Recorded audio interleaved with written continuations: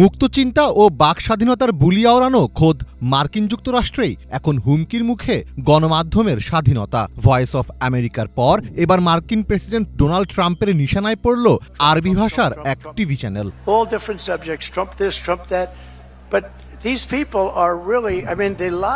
দ্বিতীয় মেয়াদে ক্ষমতায় বসার পর প্রভাবশালী কিছু মার্কিন গণমাধ্যমকে রীতিমতো নিজের প্রতিপক্ষ বানিয়ে ফেলেছেন ডোনাল্ড ট্রাম্প। ঐতিহাসিক সংবাদ মাধ্যম ভয়েস অফ আমেরিকার বাজেট সংকোচন ও কর্মী ছাঁটাইয়ের মাধ্যমে প্রতিষ্ঠানটি বন্ধের পদক্ষেপ নেন ট্রাম্প। তবে নিউ ইয়র্কের একটি ফেডারেল আদালত সেই সিদ্ধান্ত স্থগিত করে দিলে বিলীন হওয়ার ঝুঁকি থেকে রক্ষা পায় ভয়েস অফ আমেরিকা। এবার যুক্তরাষ্ট্রের অর্থায়নে পরিচালিত আরবি ভাষার একটি টেলিভিশনের অর্থায়ন বন্ধ করে দিয়েছে ট্রাম্প প্রশাসন। ওই সংবাদ মাধ্যমের নাম আল হুররা টিভি।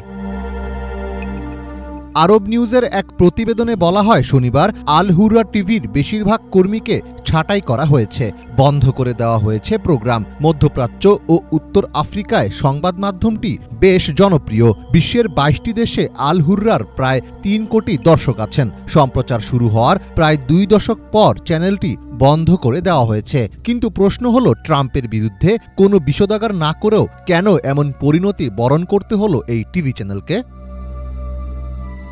২০০৩ সালে যুক্তরাষ্ট্রের সাবেক প্রেসিডেন্ট জর্জ ডব্লিউ বুশ প্রশাসন আল হুররা প্রতিষ্ঠা করে। মিডল ইস্ট ব্রডকাস্টিং নেটওয়ার্কের মাধ্যমে চ্যানেলটি নিয়ন্ত্রণ করা হতো। ওই একই বছর বুশ প্রশাসন ইরাকের নেতা সাদ্দাম হোসেনকে উৎখাত করে। সে সময় আরব বিশ্বে যুক্তরাষ্ট্রের পক্ষে সাফাই গাইতেই মূলত এই চ্যানেলকে কাজে লাগানো হয়। যুক্তরাষ্ট্রের বিরুদ্ধে হওয়া বিভিন্ন সংবাদের কাউন্টার সংবাদ প্রকাশ করত আল হুররা সহ মার্কিন অর্থায়নে পরিচালিত আরও বেশ কিছু সংবাদ মাধ্যম।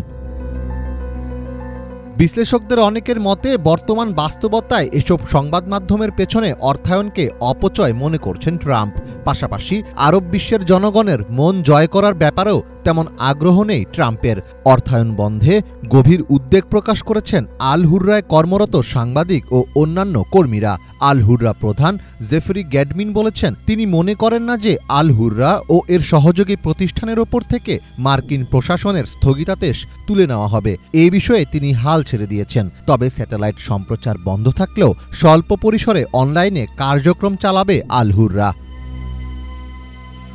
সম্প্রতি প্রভাবশালী মার্কিন টেলিভিশন নেটওয়ার্ক সিবিএস এর ওপরেও চটেছেন প্রেসিডেন্ট ডোনাল্ড ট্রাম্প। চ্যানেলটিতে প্রচারিত একটি প্রতিবেদনের জন্য গণমাধ্যমটিকে চরম মূল্য দিতে হবে বলে হুঁশিয়ারি দিয়েছেন তিনি। তবে বিশ্লেষকদের অনেকে মনে করছেন, ট্রাম্পের এসব পদক্ষেপের জেরে বিশ্বব্যাপী গণমাধ্যম যুদ্ধে ধীরে ধীরে পিছিয়ে পড়বে যুক্তরাষ্ট্র।